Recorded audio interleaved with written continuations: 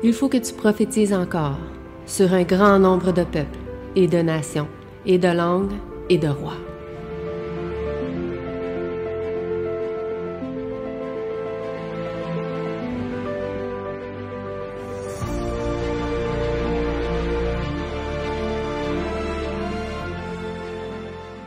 Donc, bonjour à vous. Bonjour. Est-ce qu'il y a des gens parmi vous qui connaissent le projet 2025? Bon, là, c'est bien. Qui à main levée a déjà entendu parler du projet 2025? 2 personnes? Vous avez peut-être une idée avec la face de cet individu? OK.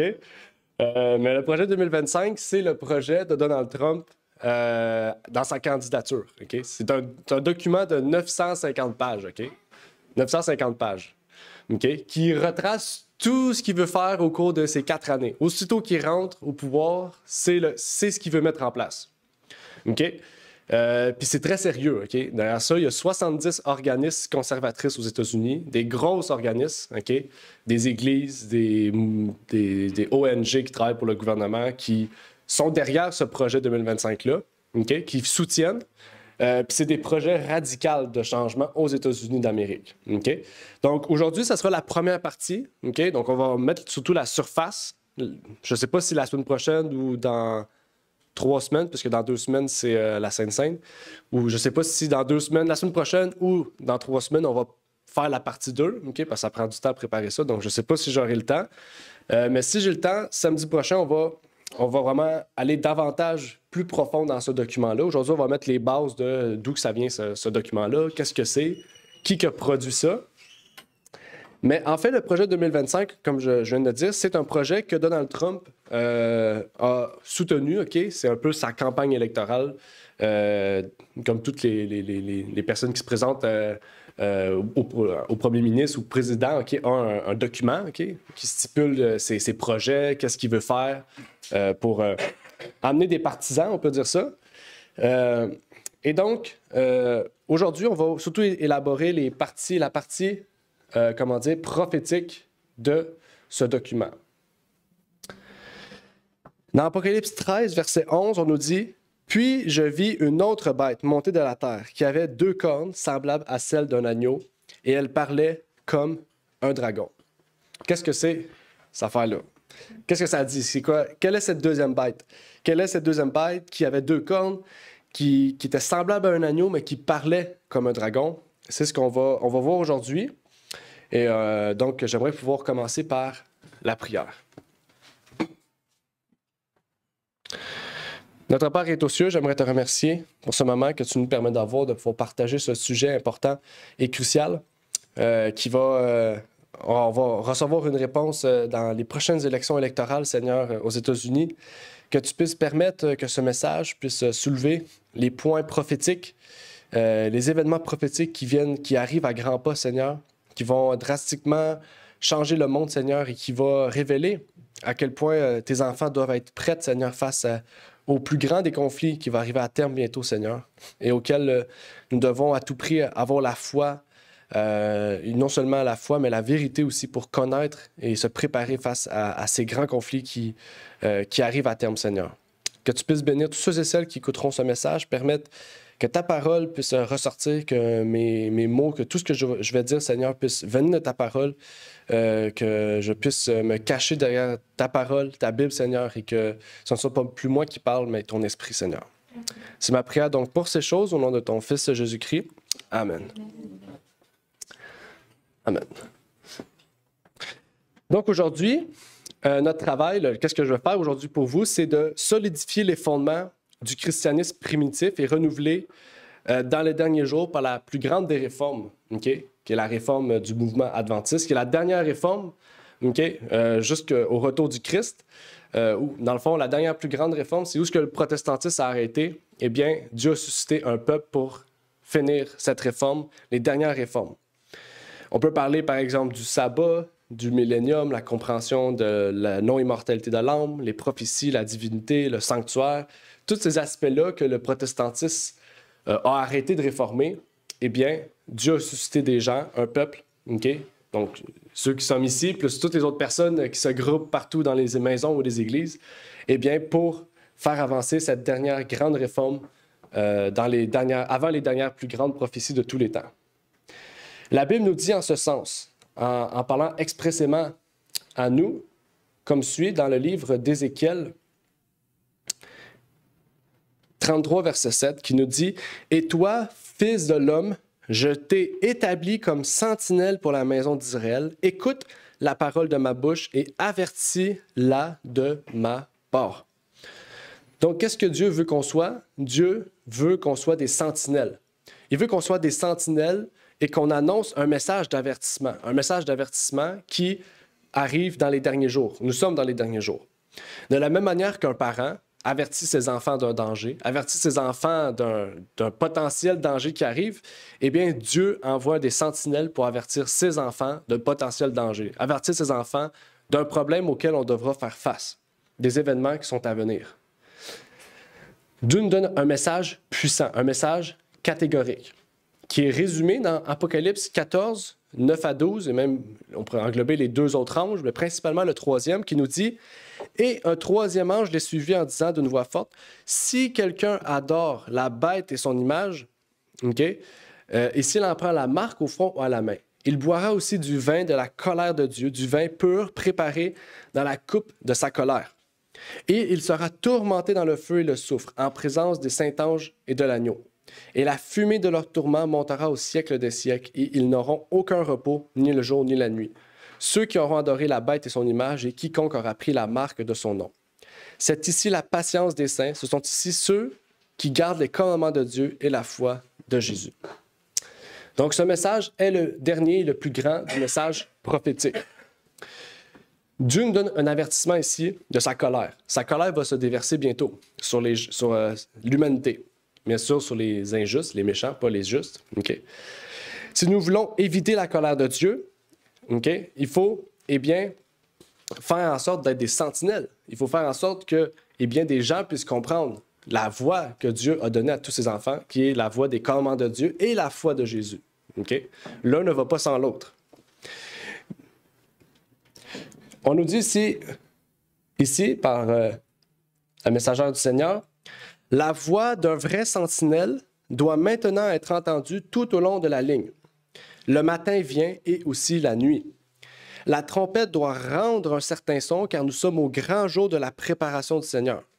Nous pouvons lutter comme un homme puissant pour nager contre le courant du Niagara, mais nous échouerons si le Seigneur ne plaide pas en notre faveur. Dieu sera honoré parmi son peuple.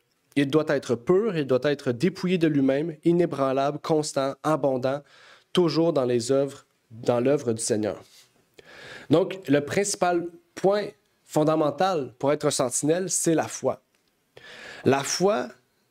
Par la foi, Dieu nous invite à regarder pour que nous puissions être inébranlables, être fermes, comme un roc, en fait. Christ nous dit, si vous fondez votre foi sur le roc, vous allez être aussi un roc, en fait.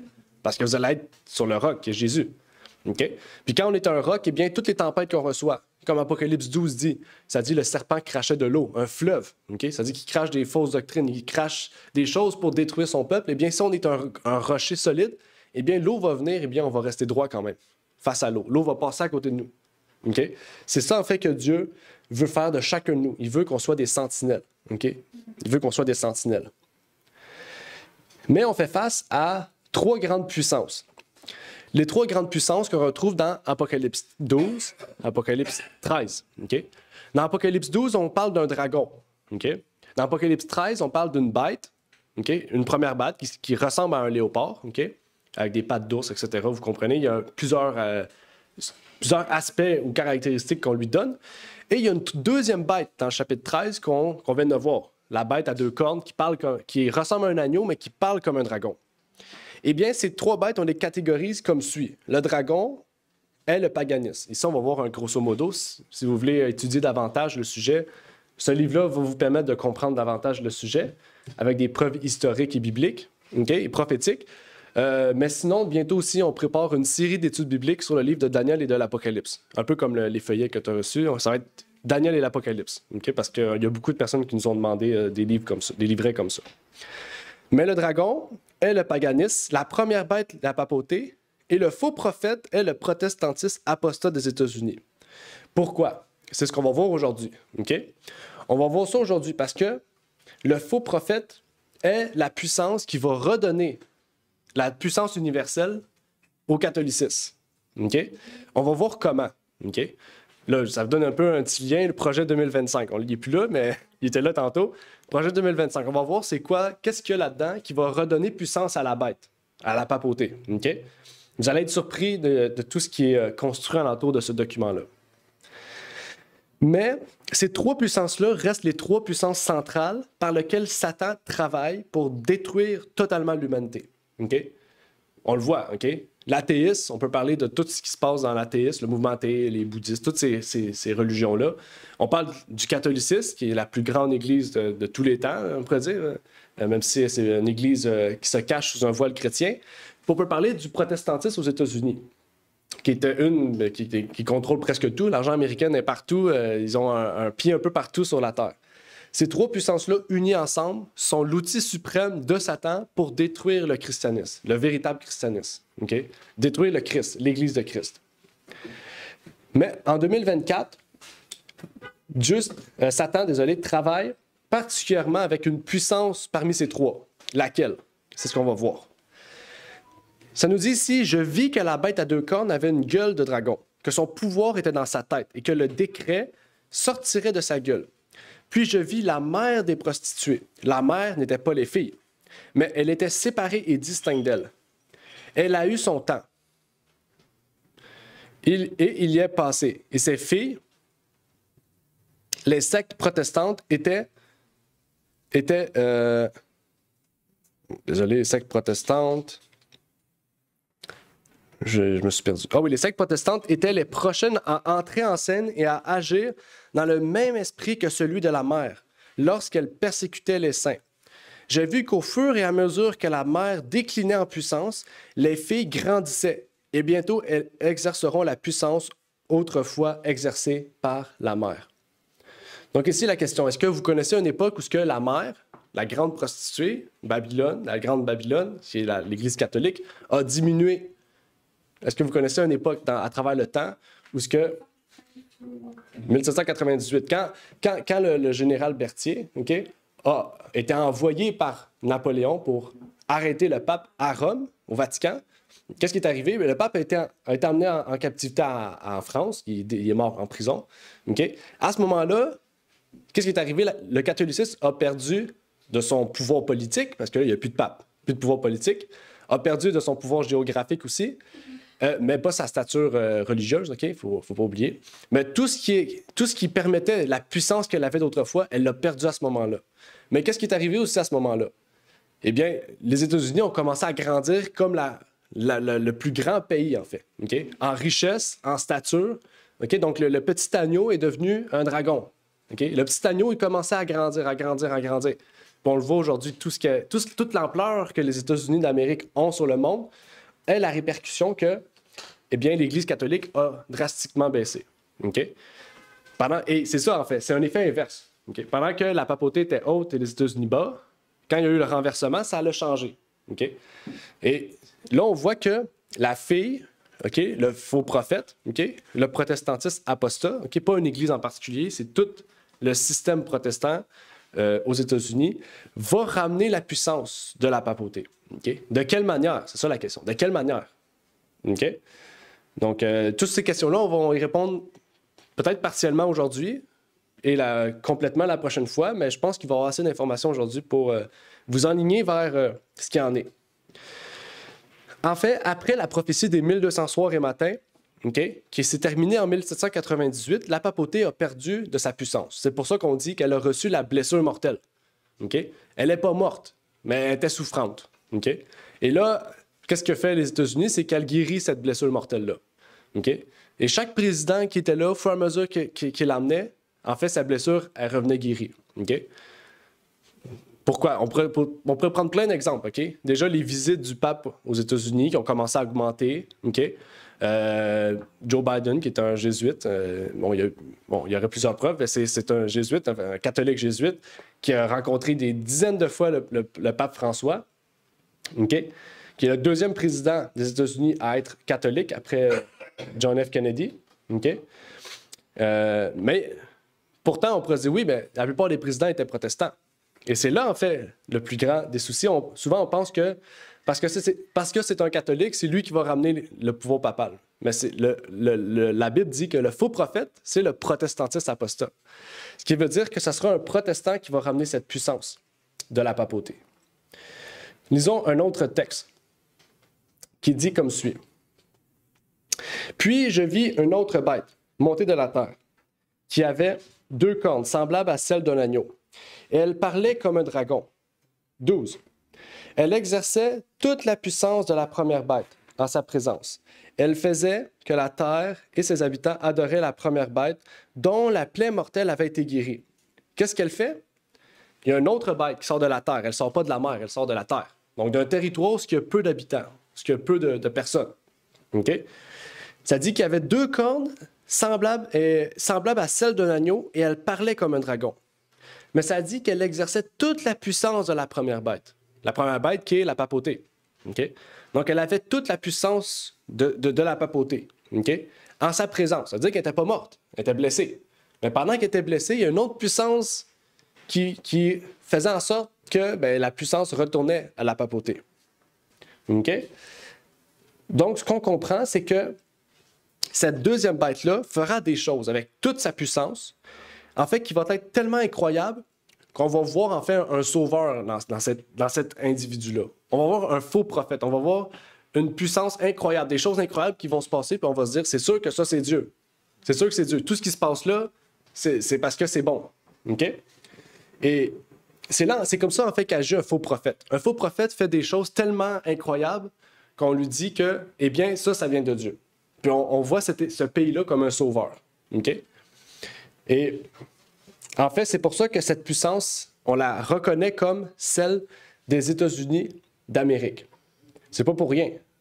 On va le voir encore plus aujourd'hui. Ici, c'est juste une introduction. Ça dit ici, quand l'Amérique, le pays de la liberté religieuse, s'unira à la papauté pour forcer les consciences et obliger les hommes à observer un faux sabbat, les habitants du monde entier seront amenés à suivre son exemple. Qu'est-ce qui va arriver?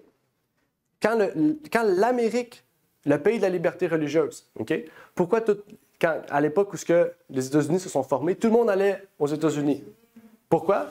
Parce qu'ils n'étaient plus soumis à l'Église catholique, aux persécutions. Ils allaient là pour trouver une liberté financière, religieuse, sociale. Tout le monde pouvait faire un peu ce qu'il voulait là-bas. Okay? Mis à part abuser sur la conscience des autres, on pouvait faire un peu tout ce qu'on voulait. Mais bientôt, ce faux prophète va s'unir à la papauté pour forcer les consciences, okay, et obliger les hommes à observer un faux sabbat, le dimanche. Le sabbat du dimanche, on peut appeler ça comme ça aussi. Ça dit les habitants du monde entier vont suivre son pas. Pourquoi? Parce qu'il va tellement avoir des répercussions positives qu'on va dire que il faut faire ça. Okay? Souvent, on fait ça au Québec, on prend souvent ça. Le Québec prend exemple souvent sur la Suisse ou la Suède. Hein? On dit souvent le Québec est la Suède de l'Amérique. Puis dans tous les articles du Journal de Montréal, on dit il faut faire comme la Suède, il faut faire comme la Suède. C'est ça qu'ils vont faire le monde entier. Ils vont dire il faut faire exemple sur les États-Unis. On prend exemple sur les États. Pourquoi? Parce que ça puis ça a drastiquement augmenté. Tout le renversement qui va se passer aux États-Unis va amener, en fait, tout le monde entier à vouloir faire de même. En ce moment, il y a déjà des lois bleues. Des lois bleues, en anglais, on dit des blue laws.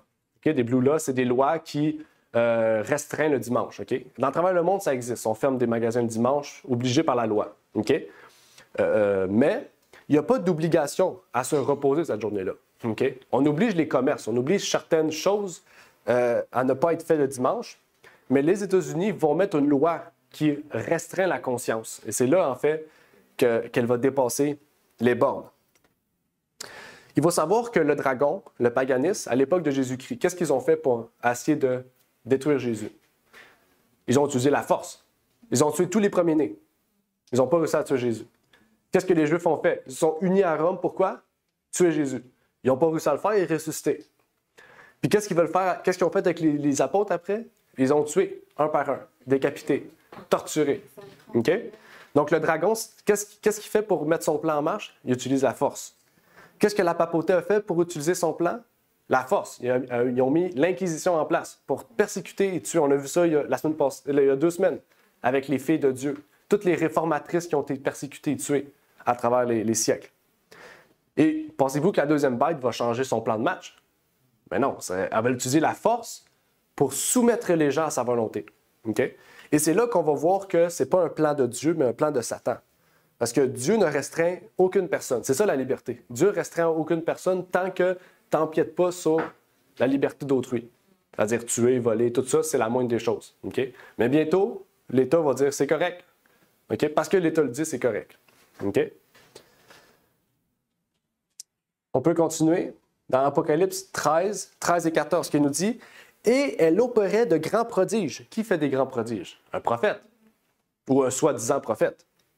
Même jusqu'à faire descendre du feu du ciel sur la terre à la vue des hommes. Qui a fait ça? C'est Élie, un prophète. C'est un prophète qui fait ça, donc. Et elle séduisait les habitants de la terre. Là, séduction, c'est pas Dieu, c'est faux, c'est Satan qui fait ça. Par les prodiges qui lui étaient donnés d'opérer en présence de la bête, disant aux habitants de la terre de dresser une image à la bête, qui, après avoir reçu le coup mortel de l'épée, était encore en vie. Donc, cette image de la bête est une chose qui sera mise en place qui appartient à l'identité de la première bête. Okay? Ce que je veux dire par là, exemple. Okay? Donc, vous voyez cette bête-là, elle porte elle porte un habit blanc. Bien, cette image va dire qu'il faut que tout le monde porte un habit blanc. C'est ce qui appartient à cette bête-là. Okay? C'est l'identité. Donc, ça veut dire que l'Église catholique romaine a des caractéristiques que le faux prophète va dire il faut faire ça, il faut faire ça. Puis elle va dire au monde entier faites ça. Puis quand tout le monde va l'avoir fait, il va avoir dressé une image à cette bête-là. Est-ce que ça peut être le dimanche? Ça peut être diverses choses. Et on va voir aujourd'hui que qu'est-ce qui donne la puissance à la papauté? C'est qu'elle a un plus grand pouvoir que l'État. Ça veut dire qu'elle peut dicter les lois de l'État par sa religion. Okay? Ça veut dire que si demain, comme à l'état de l'Inquisition, si demain tu dis que tu refuses la tradition de l'Église catholique, eh bien, tu étais mis à mort. À l'époque, c'était comme ça. Tu refusais de baptiser ton enfant, mis à mort. Ça, c'est quoi? C'est dire que la religion contrôle l'État. C'était comme ça au Québec il y a quelques années. Hein? Le premier métro qui a été mis en rail, c'est reçu une bénédiction du cardinal du Québec, avec de l'eau bénite et tout. Là. C'est pour vous dire que la religion avait une emprise totale sur les lois de l'État. Et c'est fou quand même de se dire qu'on pense qu'aujourd'hui, ça a changé, mais ça n'a pas changé. C'est juste voilé, en fait. En fait, les religions, tous les royaumes, tous les peuples, toutes les langues, tous vont se soumettre à cela. On le voit en ce moment. Hein? Peut-être que vous ne le voyez pas, mais il y a beaucoup de choses qui se passent à travers le monde qui le montrent. Hein? Qu'on s'en va vers cette voie-là, en fait. On peut lire ici, « Satan fera ses miracles pour tromper. Il établira son pouvoir comme suprême. » C'est-à-dire, l'Église peut sembler sur le point de tomber, mais elle ne tombe pas. On dirait qu'on tombe en ce moment, là, que l'Église est en train de tomber. Okay? Puis que les autres églises, ça va bien, ça va bien, c'est riche. Mais non, elle demeure. Ça dit, tandis que les pécheurs de Sion seront passés au crible, livrés séparés du précieux blé. C'est une épreuve terrible, mais elle doit néanmoins avoir lieu. Seuls ceux qui ont été victorieux par le sang de l'agneau et la parole de leur témoignage seront trouvés avec ceux qui sont loyaux et fidèles. Sans tache ni souillure de péché, sans rouge dans leur bouche. Nous devons nous dépouiller de notre propre justice et nous revêtir de la justice du Christ. Donc, qu'est-ce que ça veut dire ici? C'est que quand l'Église, quand le peuple de Dieu va sembler tomber, eh bien, il n'est pas tombé. Okay? C'est juste qu'il est en processus de purification. Okay? Fait qu'il y a des gens qu'on va voir partir, on va dire, mais pourquoi? Parce que c'est comme ça. L'Église de Dieu suit un processus de purification pour après ça recevoir l'Esprit Saint, puis après ça, se reconstruire en fait. Okay? Et en fait, à travers tous les temps, l'Église de Dieu a passé par ce processus-là. Il faut savoir que Dieu veut rassembler dans toutes les confessions et dans toutes les religions un peuple. Dans toutes les confessions. Tantôt, Roland parlait d'un exemple d'une femme qui était bouddhiste. Mais elle a entendu parler de Dieu. On ne sait pas, peut-être dans un an, elle va dire « Bouddha, c'est quoi ça? Le gros monsieur à bédaine. Je le mets de côté. On va jeter ses statuts, puis elle va se convertir. Et ça, c'est une confession. Elle était peut-être bouddhiste ou peut-être qu'elle va le devenir, mais elle va se rappeler de ce que Renard a dit, puis elle va peut-être accepter que finalement, Jésus est le véritable, est le juste, est le seul qui est ressuscité des morts. Bouddha est encore, ses ossements sont encore où est-ce qu'elles sont. Dans Éphésiens, on peut lire « Pour que nous ne soyons plus des petits-enfants, flottant et emportés çà et là à tout vent de doctrine, par la tromperie des hommes et par leur adresse à séduire artificieusement. » Pour être un bon sentinelle, il faut être mis sur le roc. Et le roc fait quoi? Le roc ne tombera pas face au premier vent. Le roc va rester ferme sur ce qu'il croit, ferme sur ses doctrines. Si tu sais que c'est la vérité, okay, et que tu fais face à un vent, eh bien, il ne faut pas tomber dès que ce vent arrive. Il faut rester ferme. Ça ne veut pas dire qu'il ne faut pas se poser de questions. On peut se poser des questions puis voir est-ce que ça dit, ça pourrait être sensé. Mais il ne faut pas tomber face au premier vent qui nous emporte, en fait. Parce que le but de Satan, c'est de décevoir. Okay? Satan, c'est le maître de la déception. Okay? Il nous donne un plan, il donne quelque chose qui nous semble beau. Okay? Il nous donne des fruits qui nous semblent beaux. Puis quand on le croque, c'est pourri. C'est ça, c'est Satan. Ça paraît beau. Quand on mange, c'est pas bon. OK? C'est ça qui m'est arrivé hier. OK? Hier, j'ai pris un yogourt, je l'ai goûté, il était passé date. C'est pas bon. Ben, il était beau. Il semblait beau. Quand j'ai pris, il était pas bon. OK? C'est ça que Satan il fait. Il déçoit comme ça. Et il veut faire la même chose avec le monde entier. Il veut le rendre captif de la mort éternelle. Et il a mis 3 puissances, le dragon, la première bête et la deuxième bête, pour tourner l'adoration, non pas vers Dieu, mais vers lui, en fait. Et c'est ça, en fait, la plus grande étomperie. Satan utilise les vents de doctrine, les fausses doctrines, les théories, les opinions. Il utilise la tromperie des hommes, la pression sociale, les lois, toutes sortes de choses pour nous détruire. Il utilise aussi la séduction artificielle, l'illusion, le faux bien-être, okay? Les pensées positives, toutes ces choses-là. Ceux qui connaissent la vérité et qui ont l'armure du chrétien sont ceux qui sont cités et touchés par le passage qui est à l'écran. Et si vous décidez de fuir la vérité pour ces raisons, pour être ici entre les deux chaises que vous êtes, en fait, vous allez tomber par la déception de Satan. Si en ce moment vous tombez, la grosse déception qui arrive, on va tomber encore aussi. En fait, il faut se tenir ferme dès maintenant pour que quand le plus gros mal va arriver, quand la plus grande déception de tous les temps va arriver, nous puissions nous tenir fermes, en fait, comme un rocher sur Christ. Oups. Wow. On est encore à l'introduction. Ça dit, si les États-Unis en viennent un jour à former une image à la bête, cela signifie que l'élément religieux aura assez d'ascendant sur le gouvernement civil pour se servir de sa puissance. C'est ça la papauté, qu'est-ce qu'elle fait? Elle utilise l'identité religieuse, la puissance religieuse, pour avoir un ascendant sur la puissance civile. Et pourtant, ça devrait être séparé. Hein? C'est pour ça que le gouvernement dit laïque. C'est-à-dire qu'il n'y a aucune entité religieuse qui peut interférer ou dire des lois. Okay? Mais le travail des États-Unis d'Amérique est de faire une image en tant que faux prophète, de rendre le dimanche attractif pour permettre à la bête, la première, de pouvoir retrouver sa blessure mortelle, de guérir, retrouver sa puissance d'antan. Et ce qui est spécial, c'est que en ce moment, je ne sais pas si vous le saviez, mais à la Cour suprême des États-Unis, c'est où que les décisions sont prises, OK? Il y a 9 juges, OK, qui travaillent là, qui sont là, qui donnent des lois, qui décident des lois, OK? Sur les 9 juges, il y en a 7 qui sont des catholiques, OK? Ce qui est, au départ, il n'y en avait aucun. Les catholiques n'avaient pas le droit d'être en politique. C'était une loi, en fait. Ils n'avaient pas le droit d'être au pouvoir, en fait, OK? Ils avaient le droit d'avoir des églises, mais pas le droit d'être dans la politique. Maintenant, c'est tout le contraire, OK?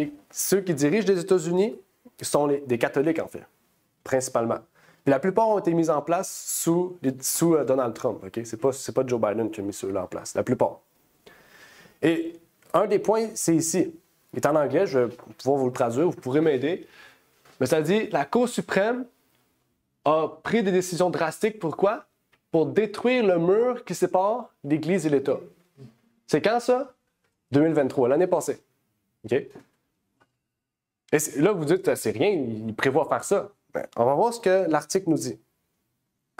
Ça nous dit, cette clause d'établissement a longtemps été considérée comme exigeant une stricte séparation de l'Église et de l'État et interdisant spécifiquement l'utilisation de fonds publics pour financer l'enseignement religieux. Mais cette époque est quoi? Révolue depuis longtemps. C'est fini. OK? Mais juste pour vous dire aussi, quand les États-Unis ont été mis en place, ils ont strictement marqué un document qui séparait l'Église et l'État. OK? Quand John F. Kennedy est décédé, Lyndon B. Johnson, c'est lui qui a pris sa place, c'était son vice-président, a mis un décret qu'on appelle le décret Johnson. Il a mis un décret qui interdisait les églises ou toute chose publique à financer les partis politiques. Okay? Mais ça, ils veulent tout renverser ça, en fait, pour dire non, on veut permettre aux partis, aux religions, aux églises de financer les partis politiques. On veut permettre aux églises de prendre des décisions dans la politique. Et c'est écrit ici, c'est une révolution. C'est fini, là. Cette époque-là, c'est fini. On n'est plus en 1900, là, en 2024. OK? Puis ça, ce que je vous dis là, c'est pas des libérales, là. C'est pas des démocrates, là. C'est des conservateurs. OK? Républicains. Il continue. Il reste donc la règle contre la coercition qui semble avoir encore un peu de vie en elle. Donc, il dit, il reste une petite chose là, qui nous empêche ce but-là. Même Gorsuch semble concéder, par exemple, que le gouvernement ne peut pas envoyer la police arrêter quelqu'un qui refuse d'assister à une messe catholique ou infliger une amende à un luthérien qui refuse de se convertir au christianisme évangélique. Ça dit quoi? Même Gorsuch semble concéder. OK? Fait qu'ils vont loin, là. Ça veut dire que bientôt, ils vont pouvoir aller chez vous te dire « Tu vas pas à l'église le dimanche? Ah ouais, va à l'église. Tu y vas pas? Une amende, 3 000 $. C'est fou quand même de dire que c'est ça qu'ils veulent faire. OK? C'est sorti l'année passée, là. C'est pas très, très loin, là. Ça fait même pas un an. Le premier paragraphe est puissant. Mais le deuxième paragraphe, celui qui est affiché à l'écran, ne tient qu'à un fil. Il reste quelques petites choses là, à mettre en place pour que ces deux lois de la séparation entre l'Église et l'État soient finies aux États-Unis. OK? L'Église et l'État arrivent bientôt à un accord commun où l'Église aura le pouvoir d'appliquer des législations sur le peuple. Et là, c'est grave. C'est-à-dire qu'un athée devra être chrétien. C'est pas il peut, il devra être chrétien. OK? Et c'est un faux prophète, donc il va mettre ça beau. Hein? Là, on parle du Green Sabbath. C'est le dimanche, le sabbat du dimanche. OK? Vous vous reposez pour faire reposer la terre. Donc, c'est tous des aspects pour rendre ça beau, attrayant, pour avoir les deux aspects. Mais la plus grande pièce du puzzle, c'est le projet 2025. On arrive enfin à la pièce maîtresse du jour. La dernière pièce du puzzle qui va détruire tout ce que les États-Unis ont amené comme liberté pour ramener l'État archaïque ou l'État de l'époque. Ça nous dit comme suit, le projet 2025 est un guide complet de plus de 900 pages sur divers aspects du gouvernement américain et de ses fonctions. Important. Okay? C'est un guide qui vous montre comment les conservateurs veulent que soit le gouvernement américain et comment ça va fonctionner. Okay? Vous allez voir, c'est drastique comme changement. Là. J'ai été surpris même des positions qui étaient soutenues ici dans ce document. On nous dit il s'agit d'une vaste coalition de plus de 70 organisations conservatrices qui se réunissent pour se préparer et saisir les opportunités au sein du gouvernement des États-Unis en vue de la transition vers un gouvernement républicain conservateur et axé sur la religion. Ouais, c'est puissant comme mot. L'objectif est de constituer un groupe de conservateurs alignés, contrôlés, formés et préparés à travailler dès le premier jour de la déconstruction de l'État administratif. Et ils sont vraiment préparés, là. C'est fait, là. En ce moment, les 70 organisations sont formées que dès le premier jour, boum, le plan de match de 900 pages soit mis en place en quelques semaines, en quelques mois. Okay? Ils veulent vraiment qu'en moins de 4 ans, tout soit fait. Okay? C'est beaucoup, là. C'est de la préparation, là. Et c'est pas pour rien, ils travaillent depuis longtemps sur ce document-là. OK? Puis le projet 2025, c'est l'année prochaine. C'est pas très loin, il reste quelques mois. Mais on comprend que le programme de Donald Trump est un programme républicain basé sur la religion pour reconstruire les États-Unis. Parce que d'après eux, les États-Unis sont en train d'être détruits à tout jamais à cause du mouvement woke aux États-Unis. Et c'est exactement, en fait, le plan du faux prophète. C'est que dans la destruction, il peut s'amener un plan de sauvetage, un plan magique qui va reconstruire les États-Unis, qui va sauver les États-Unis, puis le monde entier. Okay? Et là, on voit Donald Trump comme un sauveur. Okay? Et la semaine passée, il y a un article qui est sorti qui disait que la majorité des catholiques, votaient pour Donald Trump. Okay? Donc, c'est presque déjà victoire pour lui, on pourrait dire. Les catholiques sont très puissants aux États-Unis. Continuons. Voici ce que le site Projet 2025 nous dit. Ça dit, il ne suffit pas que les conservateurs gagnent les élections. Non, non, on ne veut pas juste gagner. Si nous voulons sauver le pays par l'emprise de la gauche radicale, nous avons besoin à la fois d'un programme de gouvernement et de bonnes personnes en place, prêtes à mettre en œuvre ce programme dès le premier jour de la prochaine administration conservatrice. Ils ne veulent pas juste gagner, ils veulent remettre le pays comme dans le temps. Make America great again. C'est ça qu'ils veulent faire. Il continue. Quel est l'objectif du projet de transition présidentielle 2025? Ce projet s'appuiera sur 4 piliers qui, collectivement, ouvriront la voie à une administration conservatrice efficace. Ils veulent vraiment un changement drastique. Et c'est ce qui fait briller les républicains comme des sauveurs, comme des personnes qui vont sauver les États-Unis, sauver le monde entier. Et on va voir un changement drastique aux États-Unis tellement que tout le monde va vouloir nous suivre, en fait.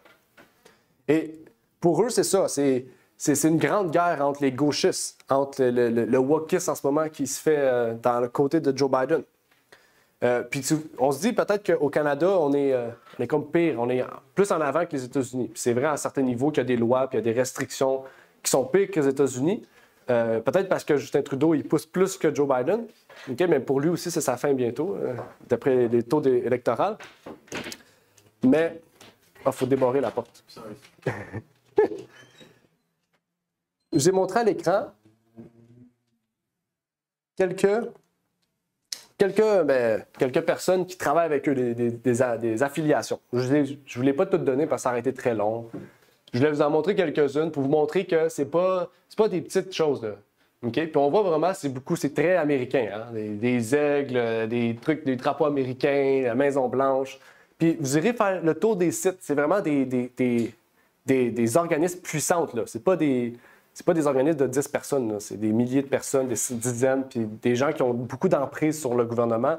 Puis il y a des catholiques beaucoup là-dedans, des évangéliques la plupart aussi. Okay? Et donc, la plupart de ces groupements d'individus sont catholiques et évangéliques. Là, on va dire pourquoi ces deux groupes-là. On va en parler dans quelques instants. Mais les évangéliques et les catholiques se sont unis, ont toujours été unis, mais là, sont de plus en plus unis pour le projet 2025 de Donald Trump. Mais, il y a un mais, toujours il y a un mais. Sur le site du projet 2025, c'est écrit en haut des 70 organisations qu'il y a un groupe en particulier qui a écrit le document. C'est pas Donald Trump qui a écrit le document. Okay? Il y a un groupe qui a écrit le document qui a été approuvé par les 70 organisations. Et là, ça change le tout. Qui est ce groupe derrière l'écriture de ce document? C'est le mouvement Heritage Foundation. Heritage Foundation, c'est un organisme évangélique. Okay? Et on va voir plusieurs choses approfondies à ce sujet. Ça dit... La Fondation patrimoniale a été créée en 1973 par Paul Weyrich, Edwin Filner et Joseph Coors. L'organisation a été créée en réponse à la perception d'un parti pris libéral dans l'élaboration des politiques et dans le monde universitaire. Les fondateurs avaient pour objectif de fournir des solutions, c'est grand là, politiques et des recherches aux législateurs. Donc, c'est un organisme religieux, ou presque, qui veut s'infiltrer dans la politique ou travailler, donner des conseils. Okay? Et donc, il dit clairement qu'il y a un combat entre le monde libéral et le monde conservateur. Okay? Et que c'est un combat depuis toujours, mais que de plus en plus, c'est un grand combat. Parce qu'il y a la pensée libérale qui est très grande et la pensée conservatrice. Mais là, la question qu'il faut se poser, c'est qui sont ces trois individus-là? Paul Weyrich, Edwin Filner, Joseph Coors. C'est qui le fondateur de ce mouvement-là? De Heritage Foundation. Vous pourrez aller fouiller sur Internet, OK? C'est tout des... J'ai pas fait les recherches sur tous les organismes et tout, là. Mais celui-là, j'ai fait des recherches. Les fondateurs sont tous décédés aussi, okay? Donc ça aussi, on va en parler. Mais le premier fondateur, c'est Paul Weyrich, qui est un catholique. Il dit Paul Weyrich était un fervent catholique et ses convictions religieuses ont fortement influencé son activisme politique. Il était connu pour ses efforts de mobilisation de la droite religieuse et a joué un rôle déterminant dans la formation de la majorité morale, une organisation politique qui cherchait à promouvoir les valeurs chrétiennes conservatrices. Mais c'est un catholique, donc c'est conservatrice catholique. Okay? La deuxième personne qui a fondé cet organisme est formé et éduqué par les jésuites, catholique fervent. Okay? Donc un autre catholique, mais jésuite, c'est plus précis. Et le dernier, Joseph Coors, était un chrétien évangélique conservateur. Il était connu pour utiliser sa fortune pour soutenir des causes et des organisations conservatrices, notamment la Heritage Foundation, donc sa fondation. Coors croyait en l'importance des valeurs traditionnelles et s'engageait à promouvoir des politiques qui, selon lui, renforceraient les familles et les communautés. Et là, on pourrait se dire que le plan est valeureux. On pourrait dire qu'il est très bon, il est très bien. Okay? Valoriser la famille, les communautés, aider la pauvreté, tout ça, c'est bien. Hein? Je n'ai pas dit que c'est mal. Je n'ai pas dit que c'est mal. Mais il faut savoir que dans tout ce plan-là, okay, il faut toujours qu'il y ait un beau côté. Okay? Pour que le mauvais côté puisse mieux passer. Okay? Mais ici, ce qu'il faut comprendre principalement, c'est que les valeurs chrétiennes conservatrices défendues sont principalement catholiques. Ce ne sont pas nécessairement, comme je viens de le dire, toutes les valeurs qui sont mauvaises ici. Okay? Mais on ne peut pas utiliser nos croyances pour appuyer des propos politiques. Okay? Je ne peux pas dire parce que moi j'observe le sabbat, il faut que tout le monde observe le sabbat. Il faut mettre une loi. Okay? Pas parce que c'est vrai que c'est mieux. Okay? On ne peut pas appuyer des propos religieux dans le monde politique. Que ce soit vrai ou faux, on n'a pas le droit. Parce que la liberté de chacun permet à chacun de faire ce qu'il en désire de ça. En tant que protestant, notre travail est de suivre la sola scriptura, qui est la Bible seule. Et c'est ce qui fait la différence entre le vrai protestantisme et le catholicisme, c'est que le catholicisme suit la tradition avant la parole de Dieu. The Heritage Foundation est une organisation basée sur les principes catholiques et protestants conservatrices. Donc, basiquement, c'est une fondation qui est basée sur la tradition plutôt que sur la sola scriptura, la Bible. Aujourd'hui, il y a un nouveau président parce que les 3 personnes sont décédées, donc il y a un nouveau président. Mais qu'est-ce qu'il y en a avec ce nouveau président? Je vais vous montrer une image de ce monsieur. Peut-être que vous connaissez Kevin Roberts. Est-ce que quelqu'un connaît Kevin Roberts? C'est un catholique romain. C'est le président de Heritage Foundation. C'est lui qui a écrit le document de Donald Trump, qui est protestant. Okay? C'est pour ça que c'est là que je vous emmène. Okay? Puis lui, il est partout. Là. Il a passé... je vous dis, Donald Trump est contre le Forum économique mondial, l'ONU, mais lui, il va dans le Forum économique mondial, l'ONU. Okay? Donc, c'est pour vous dire que c'est une opposition contrôlée. Okay? Mais ce monsieur-là, mon but, c'est pas de détruire ce monsieur-là. Allez pas sur Instagram et dire c'était une mauvaise personne. Okay? C'est pas ça. Okay? L'individu n'a pas rapport. C'est les propos qu'il dit, en fait, qu'il défend. Okay? Il a dit quelque chose publiquement. Je sais pas si la vidéo va fonctionner. Je pense pas. Ah. OK. Je vais vous le montrer à l'écran. OK? Pour ceux qui sont sur... Bon, Zoom, vous le voyez aussi. Vous écoutez bien. Je vais traduire pour vous après s'il faut.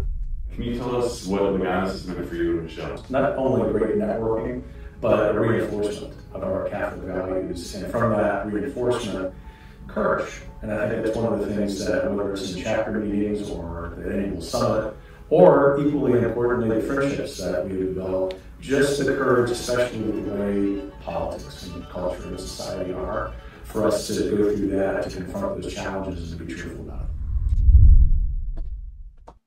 Et voilà. Donc, qu'est-ce que vous avez compris de la vidéo? Qu'est-ce qu'il a dit? Il veut renforcer les quoi? La bannière du catholicisme. Pourtant, c'est un mouvement, c'est protestant. Donald Trump est protestant. Okay? Lui, il est catholique, puis il dit, à travers ce document-là, des projets politiques qu'on a, c'est de renforcer les traditions et les valeurs catholiques. Okay? C'est quoi les traditions et valeurs catholiques? Le dimanche, d'autres choses, etc. C'est large. Là, okay? Je ne peux pas tout vous dire. Par exemple, la torture pour le bien commun, ça fait partie des valeurs catholiques. Okay? Si vous voulez le savoir, ici, vous avez toutes les preuves des valeurs catholiques. Okay? Ici, c'est le plan du pape. Okay? Donc, qu'est-ce que je dis là? Ça va s'associer à ça. Si vous voulez, c'est gratuit, prenez-le. Vous allez voir, dedans, c'est écrit que pour le bien commun, la peine de mort pourrait être requise. Okay? Donc, si toi, tout le monde veut le dimanche, mais toi non, tu peux mourir, c'est correct. C'est pas un péché. Parce que l'Église le dit, c'est pas un péché. Okay? Puis ça, c'est écrit par un prêtre catholique aussi, le passage que je vous dis là. Donc, c'est pour vous dire que ça va loin. Mais en fait, The Heritage Foundation, oups, je suis rendu loin là. The Heritage Foundation prend la voix de son président. Son président dit qu'il faut défendre les valeurs catholiques. Tout le mouvement va défendre les valeurs catholiques. Et Donald Trump a engagé ce monsieur-là pour écrire un document qui défend les valeurs catholiques. Okay? Donc, c'est de là, en fait, que je vous dis que ça peut aller très loin, en fait. Okay? Ça peut aller loin. Il y a des bonnes choses sur la surface.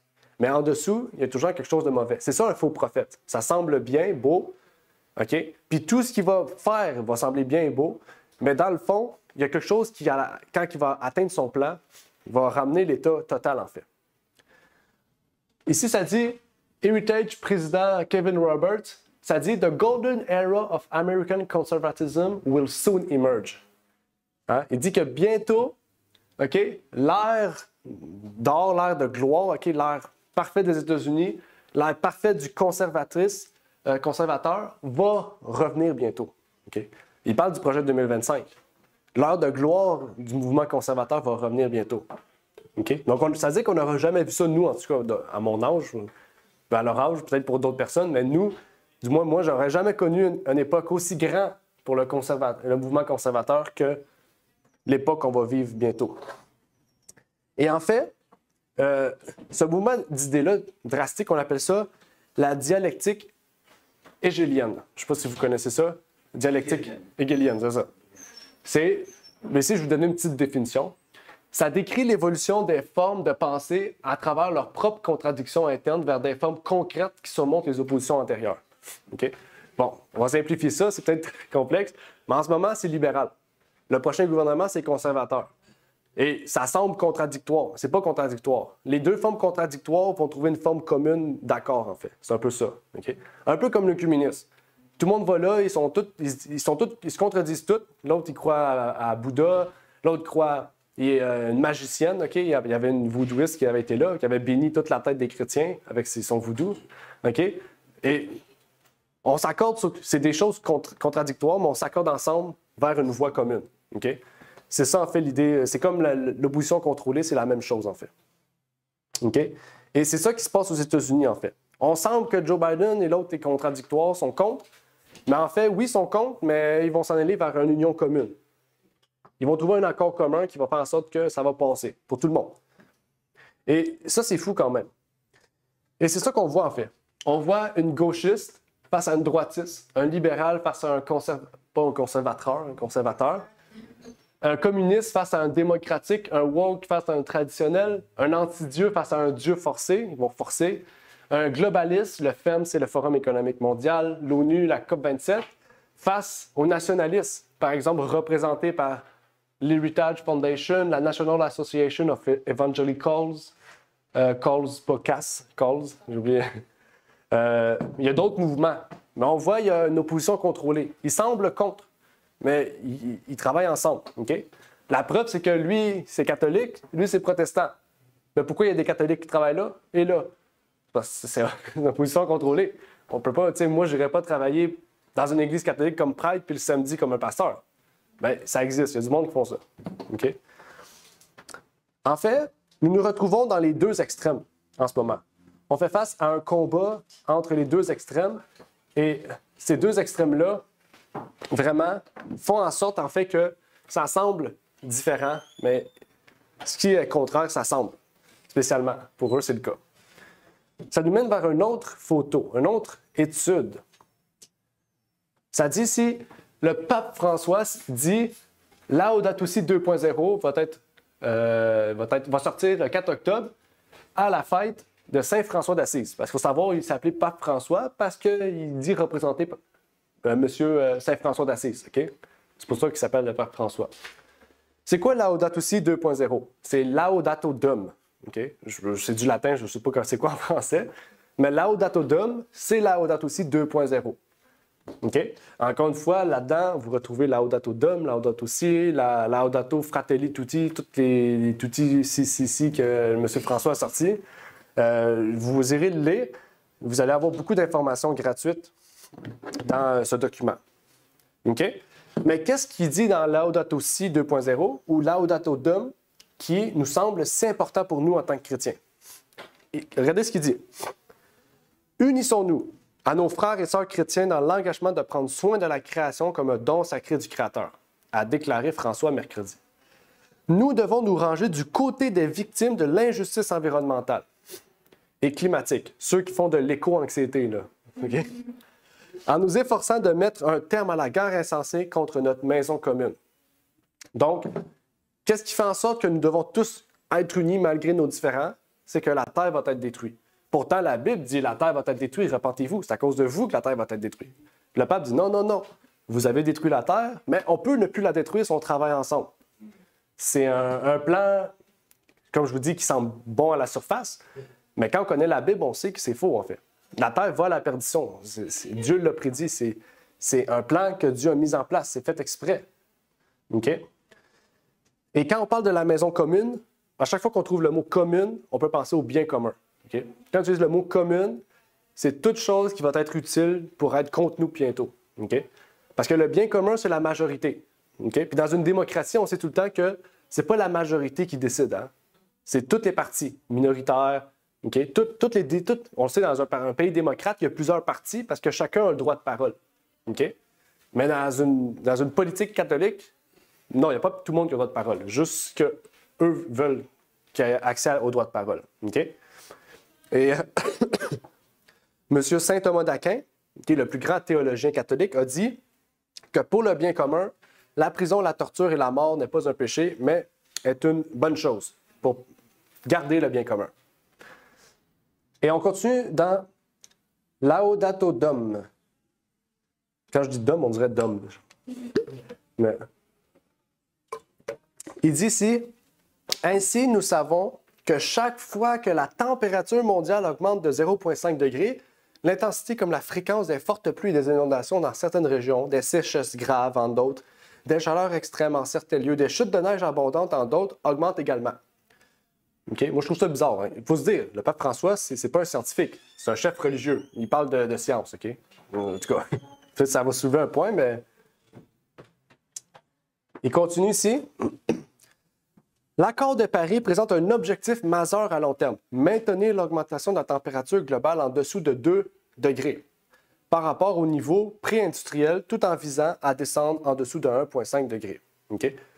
Ce que je veux vous dire là, c'est que les buts globaux en place, okay, pour baisser la température, okay, il faut arrêter que les vaches pètent, qui produisent l'effet gaz à effet de serre, puis qui montent la température, toutes les sottises qui sortent, okay, viennent pas juste du pape, ils viennent majoritairement du pape parce que le pape a donné Laudato Si à tous les gouvernements du monde entier. Il a envoyé par colis tout son document.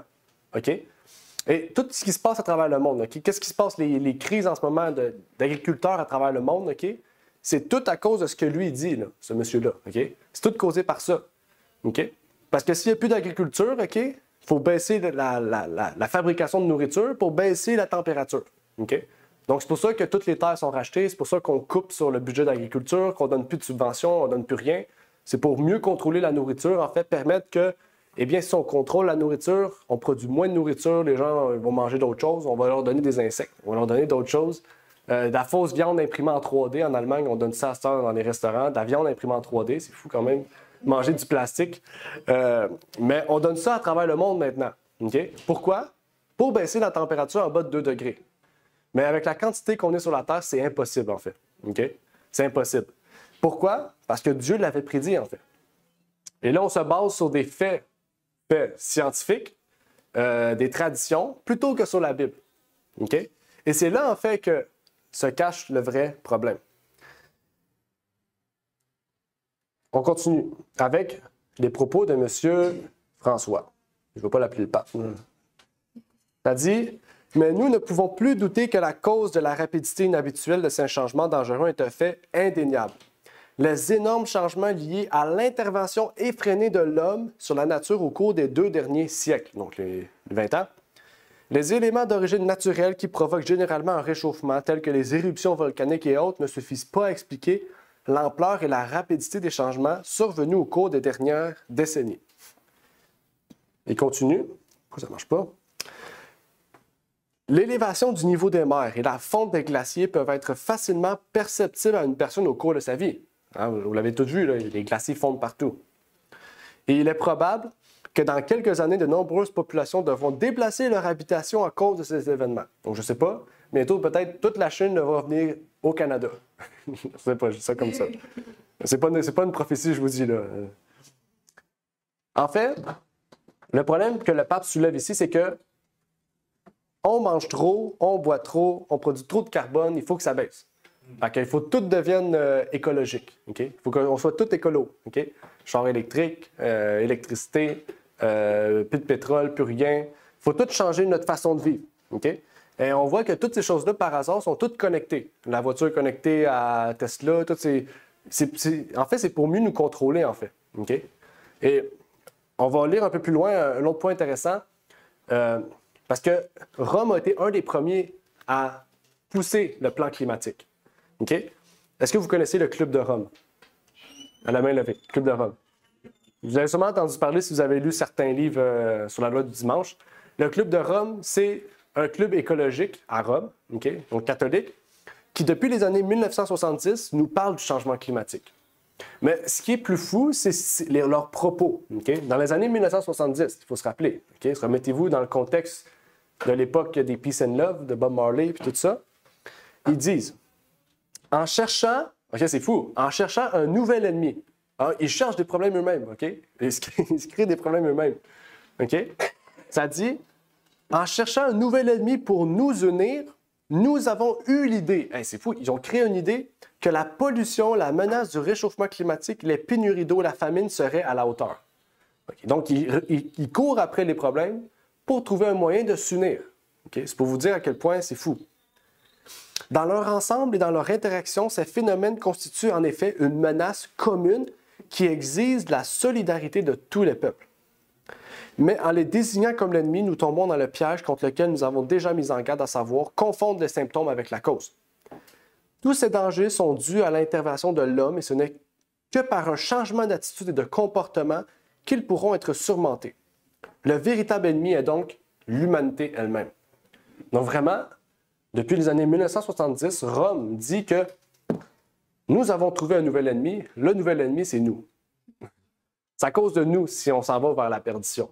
Okay? Et le problème, c'est pas qu'il faut reconnaître qu'on est pécheur puis se tourner vers Dieu. Non. Il faut changer nos habitudes de vie. On mange plus de viande. On mange des viandes en imprimerie 3D. On mange des insectes, des criquets, des limaces, des sauterelles. On roule en auto électrique. On plante des arbres à n'en plus finir. Tous ces changements-là ne vont pas changer l'humanité en tant que telle. Parce que le véritable problème de tout ça, c'est le péché. C'est le moi. L'homme veut toujours plaire à moi seul. Mais le pape, non. Le problème, c'est l'homme. Il faut changer nos habitudes de vie. Et principalement, ils ont écrit un livre, le livre que vous voyez à l'écran, The First Global Revolution, qui a été écrit en 1991. Et depuis 1991, publiquement, ils reconnaissent, mondialement plutôt, ils reconnaissent ce besoin drastique d'un changement. Et maintenant, c'est prêché par tout le monde. L'ONU, la FEM, j'oublie c'est quoi la FEM déjà. Le Forum économique mondial, oui. Merci. Les gouvernements, tous les systèmes mondiaux disent la même chose. Ils ont le même parcours, la même parole. Image numéro 7. Bon, vous avez une idée du projet mondial, l'objectif mondial, l'objectif durable. Hein. Le petit logo, vous avez vu, là, M. François Legault le porte fièrement. M. Arruda aussi l'a porté fièrement pendant l'époque de 2 ans et demi de COVID. Okay? C'est le projet. Pas de pauvreté. Okay? Qu'est-ce que Jésus a dit? Il a dit que les pauvres vont être là jusqu'à la fin des temps. Pourquoi? Parce qu'ils ont un moyen à tous les chrétiens de montrer qu'ils sont chrétiens, en fait. Donc, s'il n'y a plus de pauvres, ben, il n'y a plus personne à aider. Okay? La fin, même chose. Santé, bien-être. tout ça, en fait, toutes les inégalités sociales ont été mises en place pour Dieu pour que les chrétiens puissent se montrer, est-ce que vous êtes réellement chrétien? Vous allez apporter votre bien-être aux autres. Si moi j'ai de l'argent, je vais le partager avec le plus pauvre. Hein? Mais s'il n'y a plus de pauvres, qu'est-ce qu'on fait? On garde tout pour moi, tout pour nous. Et c'est ça leur projet, en fait. C'est de faire en sorte qu'il n'y ait plus de pauvres. On va tout être pauvres. Il n'y aura plus de faim, on va tout avoir faim. Il n'y aura plus de bonne santé, on va tout être ces pilules jusqu'à 80. Il n'y aura plus d'éducation de qualité, on va tout être ensemble dans le même niveau. En fait, au lieu d'avoir des inégalités sociales, on ramène tous à un même niveau. Okay? Puis le niveau, il est bas. Okay? Et c'est là le problème, en fait. Okay? C'est que toutes ces choses-là existent à cause du péché. Okay? Eux, ils veulent contrôler tout le monde, en fait. Okay? Pour que tout le monde ait à part égale quelque chose. Et c'est toujours ça, en fait. Le mieux, c'est d'avoir le contrôle. Okay? S'ils voudraient vraiment enlever ces inégalités-là, ils laisseraient la place au peuple de pouvoir s'exprimer sur quelle serait une solution. Et non pas quelques hommes à l'ONU qui ne savent même pas qui on est, qui vont contrôler notre vie, en fait. Et ce plan mondial se veut régler tous les problèmes du monde entier pour rendre tout le monde égaux, tout le monde pauvre, tout le monde à un même niveau de stature moyennement élevé. En fait, on remarque que les gens en ce moment sont de plus en plus pauvres. Ils sont de plus en plus en faillite. Ils ont de plus en plus faim. Okay? L'eau, j'ai écouté ça cette semaine, l'eau commence à manquer dans le monde. Il n'y aura plus d'eau bientôt. Okay? La majorité de l'eau au Québec ne nous appartient même plus. Elle appartient aux États-Unis. La plupart ont été rachetées. Okay?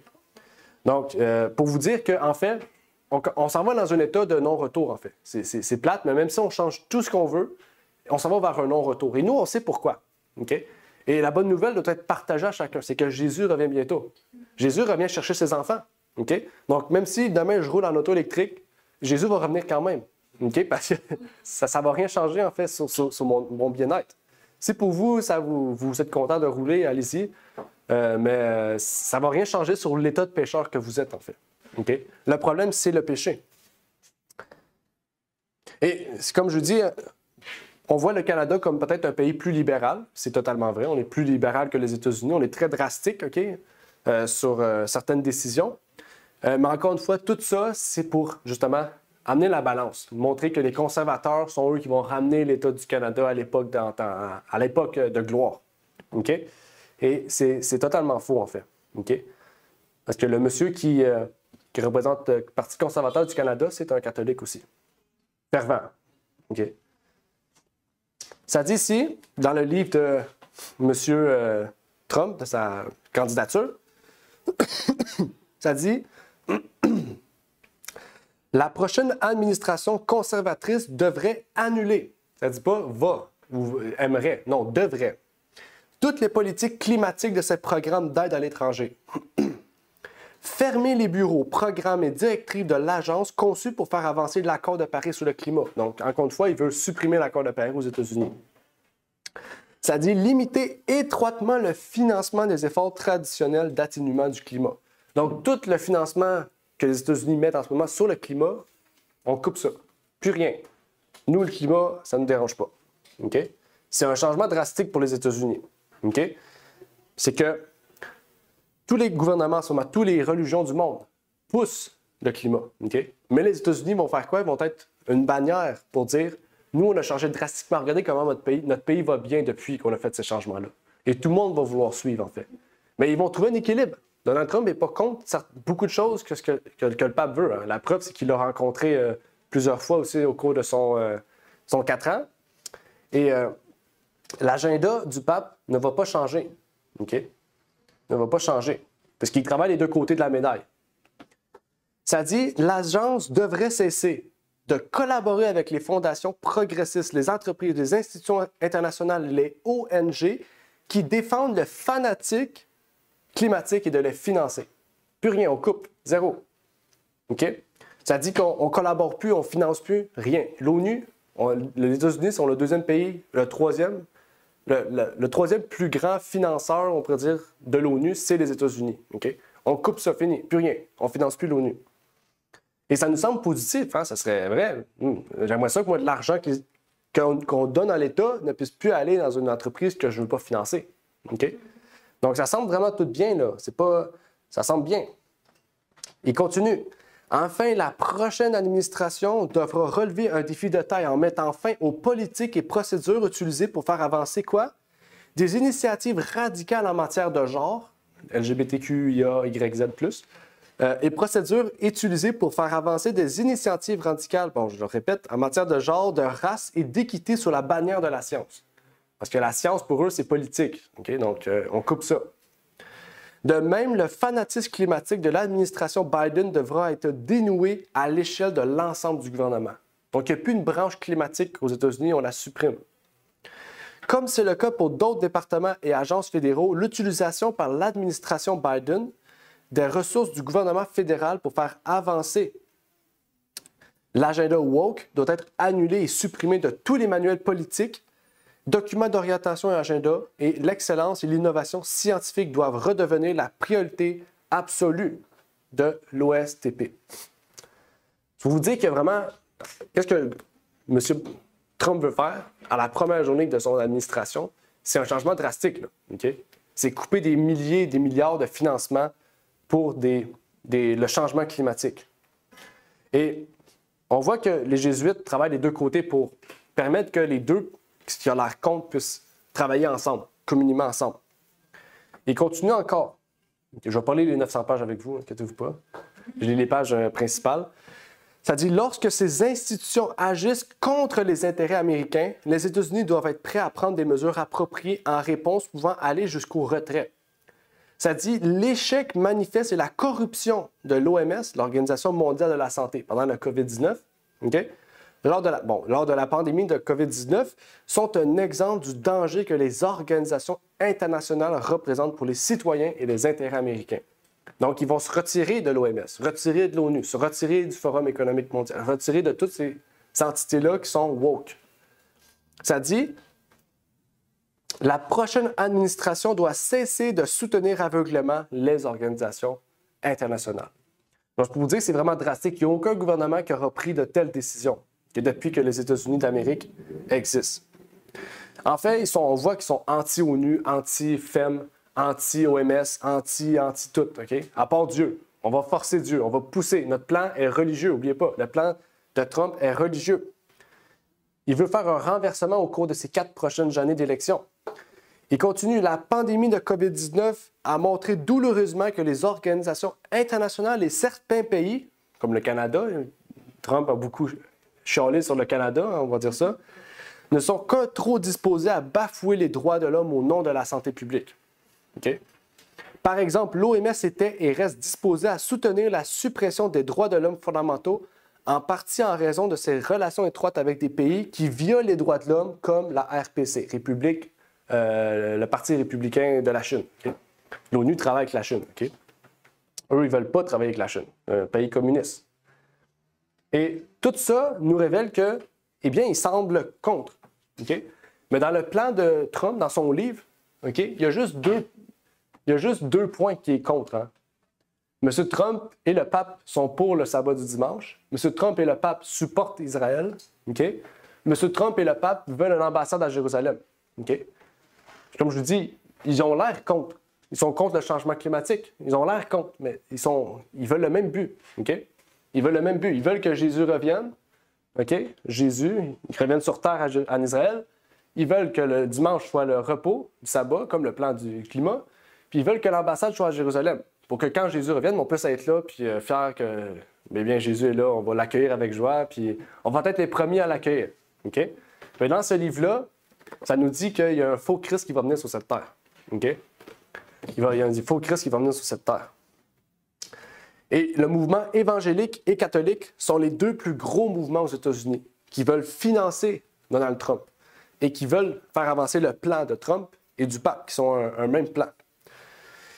Dans la deuxième partie, on s'en va vers la conclusion, dans la deuxième partie qu'on va étudier ensemble, la semaine prochaine ou dans 2 semaines, on va parler de l'union de l'Église et de l'État. Okay? On va parler de comment Dieu va être centralisé dans les prochaines législations aux États-Unis. Et on va voir aussi la construction du 3e temple, que Donald Trump veut vraiment financer parce qu'il veut que Jésus revienne. Donc, on va voir aussi ça. Okay? Comment les hommes doivent remplir les conditions pour le retour de Jésus. Pour eux, c'est ça. Là. On doit tout faire pour que Jésus revienne. Okay? Ils doivent faire des efforts monétaires, physiques pour que Jésus revienne. Tandis que le seul problème au départ, c'est le péché. Hein? Le seul problème au départ, c'est intérieur, c'est pas extérieur, c'est intérieur. Je vais lire un gros texte. Je vais le lire, mais pas au complet, juste cette partie-là. Dans Éphésiens 6, 10 à 18, on nous dit « Au reste, mes frères, fortifiez-vous dans le Seigneur, et par sa force, toute puissance. Revêtez-vous de toute l'armure de Dieu afin que vous puissiez tenir ferme contre les artifices du diable. Car ce n'est pas contre la chair et le sang que nous avons à combattre, mais contre les principautés, contre les puissances, contre les princes des ténèbres de ce siècle, contre les puissances spirituelles de la méchanceté dans les lieux célestes. C'est pourquoi prenez toutes les armes de Dieu afin que vous puissiez résister dans le mauvais jour et qu'ayant tout surmonté, vous demeuriez ferme. » Donc, il faut cette armure-là, en fait. Vous avez vu là, une partie du plan là, du pape, okay? Puis surtout Donald Trump. Okay? Le projet 2025 qui a été conceptualisé, qui a été mis en place par principalement un catholique. On a vu sa vidéo, il l'a dit. C'est pas moi qui l'a dit, il l'a dit. Tout ce plan-là, okay, a pour but de faire revenir l'État papal à la stature haute. Et sur cette image-là, je pense que vous le voyez bien, le drapeau Vatican, papauté, Maison-Blanche, Vatican. Si je vous dis ce livre-là est le livre par excellence qui vous permettra de bien comprendre ce qu'on a parlé aujourd'hui. Prophétiquement, historiquement aussi, on a eu des propos à n'en plus finir dans ce livre-là qui parlent de tout ça. On en a plusieurs, on en a des caisses et des caisses si vous en voulez. Et on vous encourage vraiment à vous le prendre, c'est gratuit. Mais le grand conflit arrive bientôt, le plus grand conflit en fait. Il est commencé depuis 6000 ans, mais là, il prend fin. Là. Fait que Satan, là, il est tanné. Il dit, je mets le dernier acharnement. Il dit, on envoie toutes les armées d'anges maléfiques, on les envoie toutes en même temps. On envoie le dragon, on envoie la première bête, on envoie la deuxième bête. On envoie tout ce qu'il faut pour vraiment gagner la guerre, faire la guerre d'Armageddon contre Christ, contre ses anges, contre le peuple de Dieu. Il veut faire ça pour nous détruire à tout jamais. Okay? Pourquoi? Parce qu'il sait qu'il a perdu. Et c'est là, en fait, le point fort que nous avons. C'est que nous, on a un Dieu fiable, un Dieu sûr, un Dieu puissant qui nous a dit, je reviens chercher mes enfants, et il va le faire. Okay? Donc, n'ayez pas confiance en ces personnes. Okay? Suivez vraiment la parole de Dieu, suivez les vérités qui sont écrites dedans, les prophéties qui s'accomplissent sous nos yeux et qui vont nous mener vers le retour de Jésus, parce que Jésus revient bientôt. Donc, n'ayez pas peur de ces événements-là, ayez la joie que ces événements-là vont nous amener à ce que Jésus revienne bientôt. On va retrouver notre Seigneur, notre Roi, pour toujours. Amen. J'aimerais terminer donc par la prière.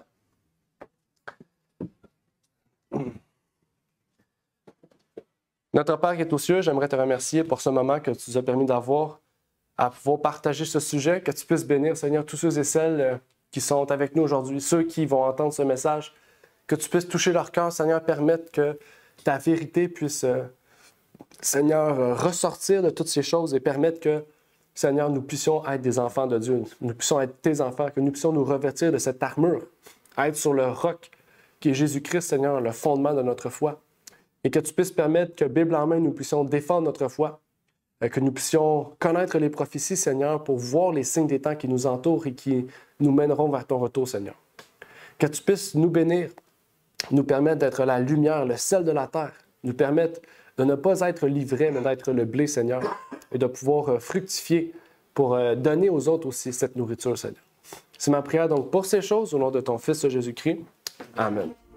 Merci d'avoir écouté cette vidéo. Si vous désirez rejoindre l'œuvre au Québec, veuillez nous contacter par email à asjh1889 de Terrebonne @gmail.com et via Facebook à commercial asjh1889 de Terrebonne. Merci à vous et que Dieu vous bénisse.